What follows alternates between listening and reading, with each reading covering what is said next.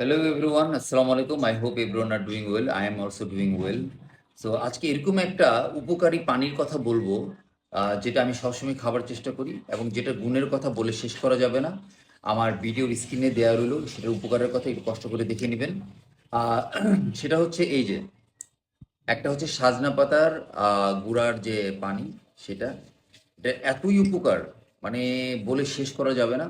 আমি শুধু দুই তিনটা উপকারের কথা বলি।